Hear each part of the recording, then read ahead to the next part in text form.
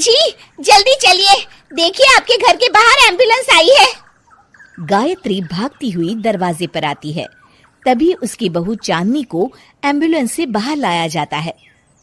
हे भगवान, ये मेरी बहू को क्या हो गया? एक्सीडेंट हो गया माँ जी। अरे लेकिन ये कैसा एक्सीडेंट है? चोट तो कहीं नजर नहीं आ रही। अरे माँ जी, दिमाग में अंदरूनी चोट लगी है और ये अपनी याददाश्त खो बैठी है। हैं? मेरी बहू याददाश्त खो बैठी है, अब क्या होगा? आप फिक्र मत करिए, बस इनका अच्छे तरीके से ख्याल रखिए। मैंने दवाइयाँ दे दी हैं, अब मैं चलता हूँ। अगले दिन, अब तेरी तबीयत कैसी है बहू?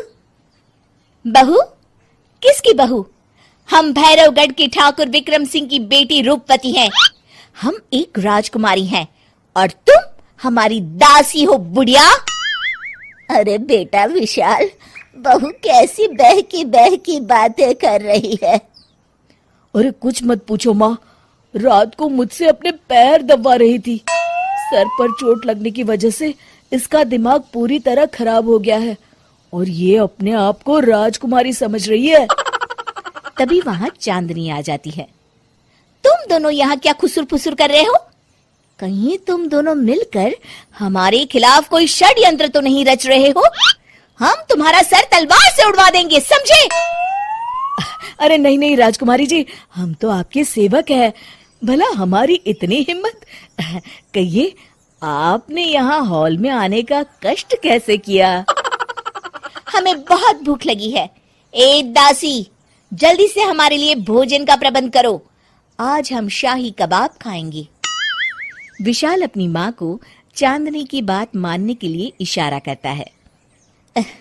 ठीक है राजकुमारी जी, मैं अभी आपके लिए भोजन लेकर आती हूँ। इस तरह विशाल और उसकी माँ ना चाहते हुए भी चांदनी की जी हजूरी में लगे रहते हैं। लाओ माँ, जल्दी से मेरा टिफिन दो, मुझे देर हो रही है। अरे ठहर जा, जरा दम तो लेने दे मुझे। सारे घर का काम मुझे अकेली को करना पड़ता है। तेरी बीवी तो राजकुमारी बनी बैठी है, सारा दिन हुक्म चलाती रहती है। अरे माँ, मेरा भी तो यही हाल है। फिलहाल तुम मेरा टिफिन दे दो, मैं चला। रुको, कहाँ जा रहे हो? अरे मर गया रे, ये कहाँ से आ धमकी? आज हमारा जुहू चौपाटी घूमने का मूड है और हमें अपने लिए नई साड़ियाँ भी खरीदनी है। चलो जल्दी से अपना वाहन निकालो और हमें ले चलो। अरे अब तो मैं गया काम से। अगर आज मैं वक्त पे ऑफिस नहीं पहुंचा तो मेरा बॉस मुझे नौकरी से निकाल देगा। मरता क्या न करता। आखिरकार विशाल चांदनी को घुमाने ले जाता है और चांदनी अपने लिए ढेर सारी शॉपिंग भी करती है। ए दासी, टीवी पर कपिल शर्मा के आने का समय हो गया है, जल्दी से टीवी शुरू करो। अरे वाह, कपिल शर्मा तुझे याद है, बाकी कुछ याद नहीं। बहू तू तो बड़ी चालू लगती है, अपने फायदे की हर चीज तुझे याद रहती है। मैं तो तेरी इस अजीब बीमारी से परेशान हो गई हूँ। अगले दिन, अरे डॉक्टर साहब, आप इतने दिन से मेरी बहू का इलाज कर रहे हैं, लेकिन उसकी बीमारी तो सुधरने के बजाय और बढ़ती जा रही है। अरे माँ जी, ये दिमागी बीमारी है। बेचारी की याददाश्त चली गई है, वापस आने में थोड़ा वक्त तो लगेगा ही ना। गायत्री डॉक्टर से बात कर ही रही होती है कि तभी उसकी पुरानी सहेली शीला वहां आ जाती है। शीला को देख अचानक डॉक्टर घबरा जाते हैं। अच्छा माँ जी, मुझे एक मरीज को अर्जेंट देखने जाना है, मैं चलता हूँ। ये कौन था? अरे अब क्या बताऊं शीला, एक एक्सीडेंट भी मेरी बहू की याददाश्त चली गई है। ये डॉक्टर उसका इलाज कर रहा है। ये डॉक्टर कब से बन गया? अरे ये तो चमन पान वाले का लड़का है, सारा दिन नौटंकी करता रहता है।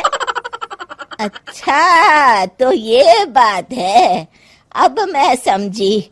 मेरी बहू और ये पान वाले का लड़का दोनों मिलकर मुझे बेवकूफ बना रहे थे। चल तू मेरे साथ। गायत्री शीला को एक बड़ा सा डंडा हाथ में देकर अपनी बहू चांदनी के कमरे में ले जाती है। बहू, ये मेरी सहेली है, एक डॉक्टर है। इसने तेरे जैसे न जाने कितनों का इलाज 2 मिनट में कर दिया है। इसका कहना है कि सर पर जहाँ चोट लगी हो, अगर उसी जगह दोबारा किसी बड़े डंडे से जोर से मारा जाए तो मरीज की याददाश्त वापस आ जाती है।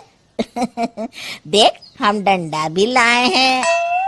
अपनी सास की बातें सुनकर और हाथ में बड़ा डंडा देख चांदनी घबरा जाती है। अरे बाप रे, मैं तो फंस गई। इस डंडे की एक बार की वार से ही मैं तो चारों खाने चित हो जाऊंगी। अब क्या करूं, क्या करूं, क्या करूं? लेकिन गायत्री, डंडा सर पर ठीक उसी जगह लगना चाहिए जहाँ चोट लगी है। अरे तू चिंता मत कर, 2-4 बार मारूंगी तो एक बार तो सही जगह लग ही जाएगा ना। चल बहू, तैयार हो जा। अरे नहीं नहीं माँ जी, मुझे मत मारिए। दरअसल घर के काम करने से बचने के लिए मैंने ये सब नाटक किया था। मुझे माफ कर दीजिए, मैं कान पकड़ती हूँ। दोबारा ऐसी गलती कभी नहीं करूंगी।